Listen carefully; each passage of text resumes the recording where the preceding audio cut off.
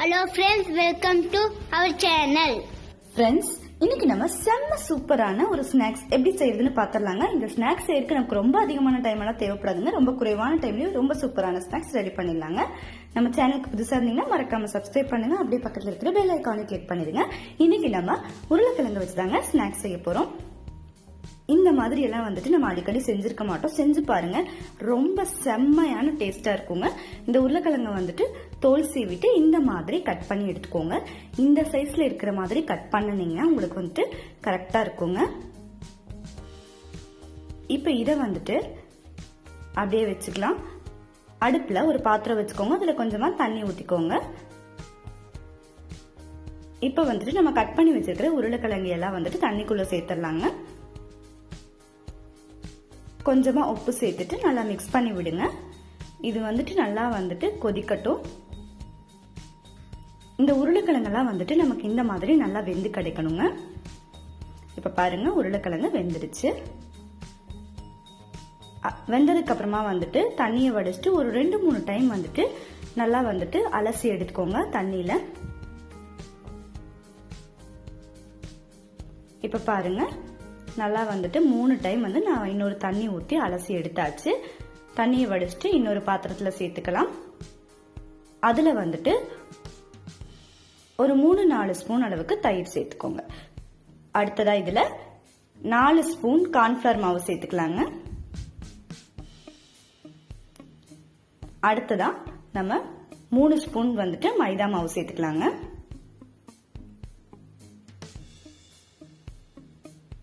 இந்த மாதிரி ஸ்நாக்ஸ் உங்க வீட்டுல ஒரு முறை செஞ்சு சாப்பிட்டு பார்த்துட்டீங்கன்னா வந்துட்டு அதுக்கப்புறம் உருளைக்கிழங்க பார்த்தாலே உங்களுக்கு இந்த ஸ்நாக்ஸ் ஞாபகம் தாங்க வரும். அந்த அளவுக்கு ரொம்பவே அருமையா இருக்கும். காரத்துக்கு வந்துட்டு நம்ம 2 ஸ்பூன் மிளகாய் தூள் சேர்த்துக்கலாம். கூடவே 1/2 ஸ்பூன் கரம் மசாலா, 1/2 ஸ்பூன் மல்லித்தூள் சேர்த்துட்டு தேவையான அளவு உப்பு சேர்த்துக்கலாங்க. நம்ம உருளைக்கிழங்கு வேக வைக்கும் போதே கொஞ்சம் உப்பு சேர்த்துருக்கோம். அதனால வந்துட்டு இப்போ நம்ம கொஞ்சமா மட்டும் உப்பு சேர்த்துட்டு நல்லா மிக்ஸ் பண்ணி விட்டுறலாங்க.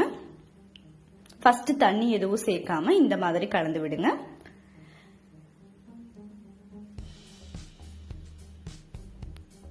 இந்த உருளைக்கிழங்குல வந்துட்டு நம்ம இந்த மாதிரி ஸ்நாக் வந்துட்டு அடிக்கடி செஞ்சிருக்க மாட்டோம். நம்ம வீட்டுல குறைவான டைம்லயே செய்யக்கூடிய ஒரு பெர்ஃபெக்டான ஸ்நாக்ஸா இது கண்டிப்பா இருக்குங்க. இப்ப வந்துட்டு இதுல கொஞ்சமா தண்ணி தெளிச்சு விட்டு அப்படியே வந்துட்டு நல்லா மிக்ஸ் பண்ணி எடுத்துடலாங்க. ரொம்பமா தண்ணி சேர்க்க வேண்டாம், கொஞ்சமா மட்டும் தண்ணி தெளிச்சு விட்டுக்கலாம். வேணும்னா இன்னும் கொஞ்சம் கூட தண்ணி சேர்த்துட்டு இதை அப்படியே நல்லா மிக்ஸ் பண்ணி விட்டுறலாங்க. இப்ப பாருங்க, இப்ப அப்படியே நல்லா கலந்தாச்சு. எல்லா உருளைக்கிழங்குலயுமே வந்துட்டு நம்ம சேர்த்திருக்க மாவெல்லாம் வந்துட்டு நல்லா கோட்டாயி ரொம்பவே அருமையா இருக்கு. இதை அப்படியே வந்துட்டு நல்லா கலந்து விடுங்க. நமக்கு ஊற வைக்கணும் அப்படிங்கிற அவசியம் எல்லாம் இல்லைங்க. அப்படியே இருக்கட்டும். நல்லா கலந்து மட்டும் விடுங்க. ஒவ்வொரு உருளைக்கிழங்குலயுமே வந்துட்டு இந்த மாவு நல்லா கோட்டா இருக்கிற மாதிரி பாத்துக்கோங்க. அவ்வளவுதாங்க, இது அப்படியே இருக்கட்டும். அடுத்ததா வந்துட்டு அடுப்புல ஒரு பேன் வச்சுக்கோங்க. பேன்ல வந்துட்டு எண்ணெய் ஊத்தி எண்ணெய் சூடு பண்ணிக்கலாங்க. எண்ணெய் நல்லா சூடாகட்டுங்க, அது வரைக்கும் வெயிட் பண்ணலாம். இந்த ஸ்நாக் வந்து கண்டிப்பா எல்லாத்துக்குமே ரொம்ப ரொம்ப பிடிச்சதா இருக்குங்க. இப்ப வந்துட்டு அப்படியே எடுத்து போட்டு பொரிக்க ஆரம்பிச்சிடலாங்க. இந்த மாதிரி கிள்ளி போடுற மாதிரி அப்படியே எண்ணெய்க்குள்ள போட்டுக்கலாங்க.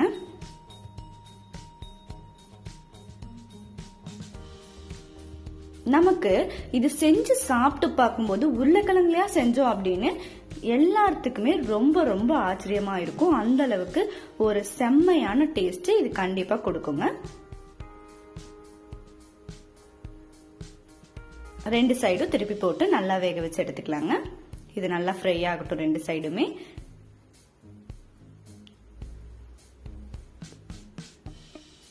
பாருங்க, அப்படியே வந்துட்டு ரொம்பவே சூப்பரா ரெடி ஆயிட்டு இருக்கு. இப்ப நமக்கு ரொம்ப அருமையான பொட்டேட்டோ 65 ரெடி ஆயிடுச்சு. பாருங்க, பார்க்கும் போதே அப்படியே எடுத்து சாப்பிடணும் எல்லாத்துக்குமே தோணும். அந்த அளவுக்கு ரொம்ப ரொம்ப அருமையா வந்திருக்குதுங்க.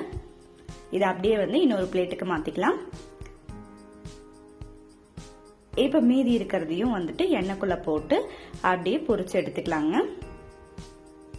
நீங்க இது எவ்வளவு செஞ்சு கொடுத்தீங்கனாலும் வந்துட்டு பத்தாதுங்க, சட்டுன்னு காலி ஆயிடும். அந்த அளவுக்கு வந்துட்டு எல்லாருமே கண்டிப்பா வந்துட்டு இந்த உருளைக்கிழங்கு 65 வந்து விரும்பி சாப்பிடுவாங்க. செம்மையா டேஸ்டா இருக்குங்க. இது பாருங்க, பார்க்கும்போதே அப்படியே எடுத்து சாப்பிடணும்னு தோணும். கண்டிப்பா இதை உங்க வீட்டுல மறக்காம ட்ரை பண்ணி பாருங்க. இதை வந்துட்டு நீங்க அப்படியே எடுத்து சாப்பிடலாம், இல்ல ஏதாவது கூட வேணாலும் வச்சு சாப்பிடலாம். உங்களுக்கு ரொம்பவே அருமையா இருக்குங்க. இப்ப பாருங்க, நான் வந்துட்டு இதை அப்படியே எடுத்து டேஸ்ட் பண்ண போறேன். ரொம்ப ரொம்ப நல்லா வந்திருக்குது. குறைவான டைம்ல செய்யக்கூடிய ஒரு பெர்ஃபெக்டான ஸ்நாக்கா இது கண்டிப்பா இருக்குங்க. வாவ், ரொம்ப ரொம்ப அருமையா இருக்குதுங்க. இந்த உருளைக்கிழங்கு 65 உங்க வீட்டுல நீங்களும் மறக்காம ட்ரை பண்ணி பாருங்க. இந்த உருளைக்கிழங்கு 65 உங்களுக்கு கண்டிப்பா பிடிச்சதா இருக்கும். இந்த வீடியோ பிடிச்சா லைக் பண்ணுங்க, ஷேர் பண்ணுங்க, கமெண்ட் பண்ணுங்க.